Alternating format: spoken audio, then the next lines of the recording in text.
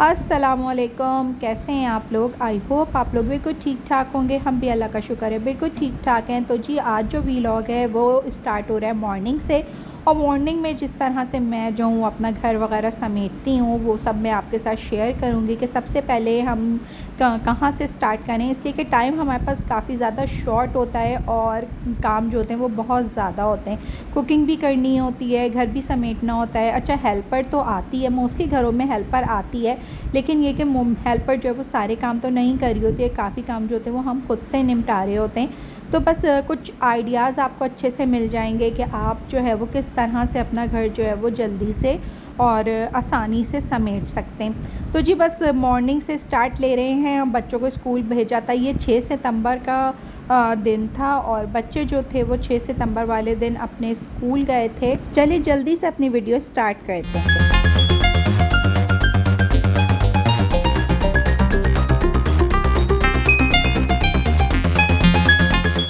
तो जी ये जो है वो 6 सितंबर की मॉर्निंग का जो है वो वीलॉग है। और इस दिन जो था वो स्कूल में 6 सितंबर डिफेंस डे सेलिब्रेट की गई थी। तो बलिया जो थी फ़ौजी बनी थी। अस्सलाम वालेकुम, कैसे हैं आप लोग। आई होप आप लोग बिल्कुल ठीक ठाक होंगे। हम भी अल्लाह का शुक्र है बिल्कुल ठीक ठाक हैं। तो जी ये जो आप हाल देख रहे हैं, बच्चे अभी स्कूल गए हैं सुबह में।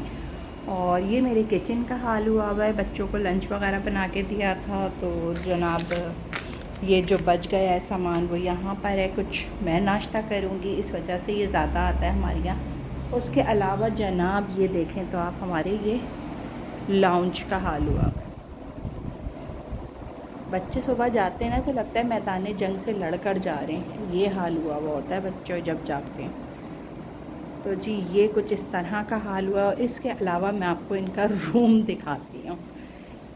तो जी ये देखें, ये कुछ रूम का हाल करके गए ये लोग। ये फैला हुआ है, कपड़े फैले हैं। ड्रेसिंग का हाल देखें, ये साइड टेबल का इनका हाल देखें। ये किताबें यहाँ फैली हुई हैं। तो कुछ इस तरह का हाल करके गए हुए हैं। शुक्र है कि डॉल हाउस सिमटा हुआ है। तो बस नाश्ता करेंगे और उसके बाद जनाब जो है वो हम घर को समेटना शुरू करेंगे। तो रहिएगा मेरे साथ और देखें हम किस तरह से अपना घर को सुबह में मैनेज करते हैं, साफ़ करते हैं। तो जल्दी चलते हैं। अच्छा, मैं जो थी ना वो बच्चों को भेजने के बाद पहले तो मेरा इरादा था कि नाश्ता वाश्ता करके और घर को साफ़ सुथरा कर लेते, लेकिन इतनी शदीद कोई नींद आ रही थी तो फिर मैं जो थी वो 1 घंटे के लिए जाके सो गई थी। और फिर उठी थी तो मैंने अपने लिए बंद लगा लिया था, मक्खन लगा लिया था बंद के ऊपर, सॉरी। और चाय ले ली थी। सिंपल सा नाश्ता था जो मैं कर रही थी क्योंकि खुरम इस वक्त घर पे मौजूद नहीं थे। बस उसके बाद हम जो है वो जनाब किचन में आ गए हैं। सबसे पहले जो है वो बर्तन वॉश करेंगे। बर्तन वॉश कर लो ना तो कोई सुकून सा हो जाता है और किचन जो है वो काफ़ी ज़्यादा जो है वो आपका सिमटा सिमटा सा लगने लगता है, क्योंकि बर्तन ही ज़्यादातर आपके फैले हुए होते हैं। और बच्चे जब स्कूल जाते हैं तो बर्तन जो होते हैं वो ज़्यादा हो जाते हैं, क्योंकि जल्दी में आप बस नाश्ता बच्चों को बना के देना और फिर उनको टिफ़िन साथ में करके देना, तो थोड़ा सा जो होता है आपका टाइम जो होता है वो भाग दौड़ में गुजर रहा होता है। तो जल्दी जल्दी बस अपने यहाँ पर जो है वो अपने बर्तन को मैं धो लेती हूँ। मैं सबसे पहले किचन से शुरू करती हूँ, मैं कमरों में भी नहीं जाती। सबसे पहले मैं होता है कि किचन समेट लूँ, उसके बाद क्योंकि खाना चढ़ाना होता है। यहाँ पर हमारे जनाब जैसे ही बर्तन धुल गए थे तो फिर हमने जो वो अपना सिंक भी अच्छी तरह से साफ़ कर लिया था। इसको डेली बेसिस पे इसलिए साफ़ करती हूँ क्योंकि ये ख़राब हो जाता है, गंदा हो जाता है और इसके अंदर जो होते हैं वो जम्स वगैरह ना रहें। आजकल मौसम बहुत ज़्यादा ख़राब हुआ है तो इन बातों का बहुत ख़ास ख्याल रखा करें। हर चीज़ को बार बार अच्छी तरह से वॉश करें ताकि कोई भी जम्स वगैरह जो है वो बाकी ना रहें। तो बस यहाँ पर हमारा जनाब ये साफ़ हो गया है। तो अब हम आ गए अपने किचन के चूल्हों की तरफ। चूल्हों पे बच्चे जब सुबह स्कूल जाते हैं तो फिर इसके चूल्हे ख़राब हो जाते हैं और ऑयल वगैरह सा गिर जाता है। वैसे तो बज़ाहिर साफ़ था, लेकिन मैंने बस इसके ऊपर एक कपड़ा मार लिया कि अगर कहीं ऑयल वगैरह गिरा हुआ हो तो वो भी जल्दी से साफ़ हो जाए, फिर हम खाना चढ़ाएँगे।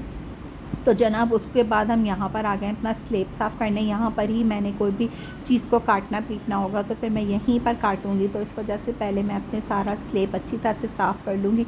ये वॉल जो है मेरी, मैं इसलिए इसको बार बार साफ़ करती हूँ, इसलिए कि ये बिल्कुल मेरी चूल्हे के ऊपर हैगी और यहाँ पर जो है वो बार बार हमारे निशानात आते हैं।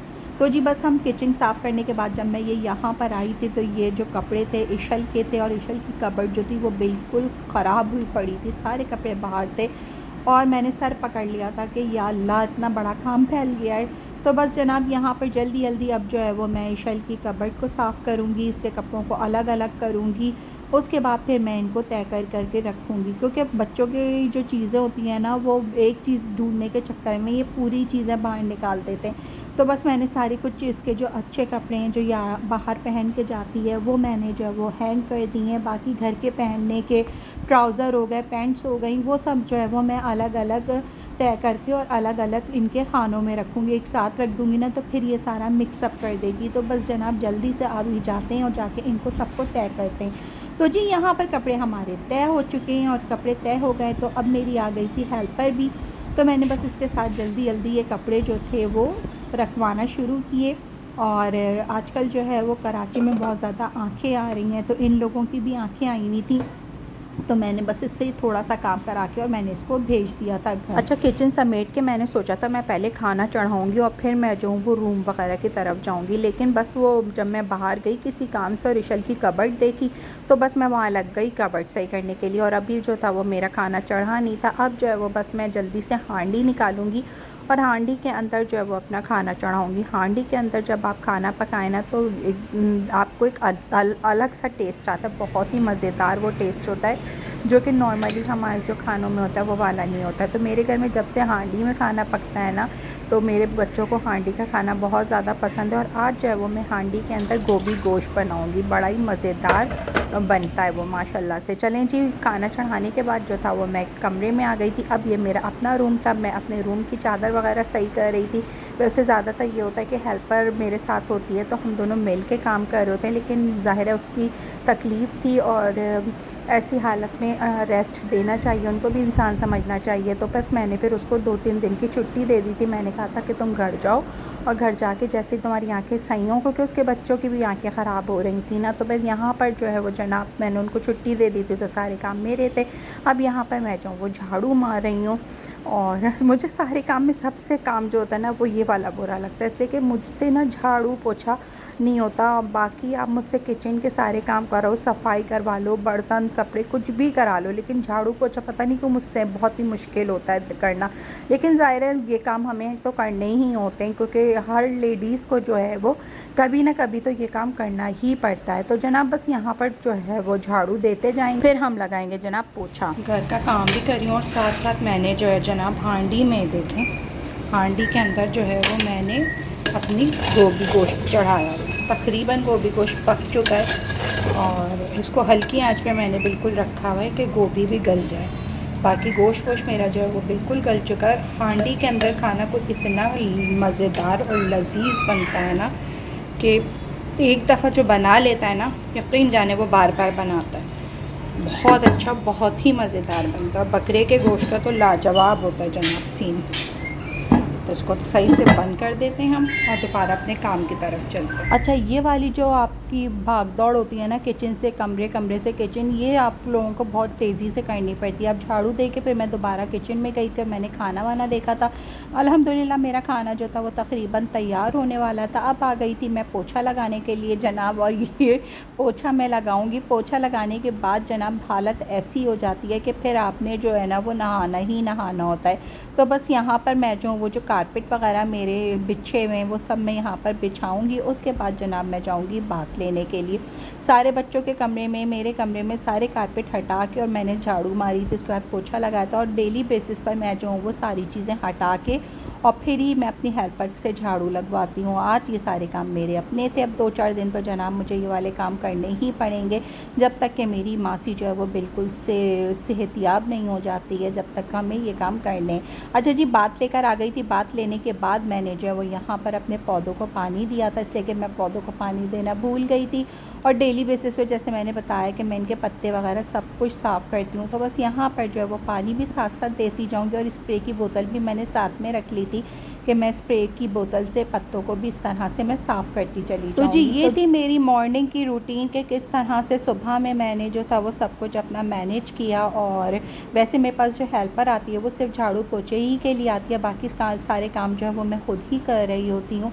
हाँ, ये कि उसके साथ बच्ची आ जाती है तो वो छोटे मोटे मेरे साथ काम करा देती है, लेकिन ये कि ज़्यादातर काम सारे जो होते हैं वो हमें खुद ही करने पड़ते हैं। और इसी तरह से डेली जो है वो मेरी भाग दौड़ में और सुबह गुजर जाती है और पता ही नहीं चलता दिन कैसे गुजर गया ना।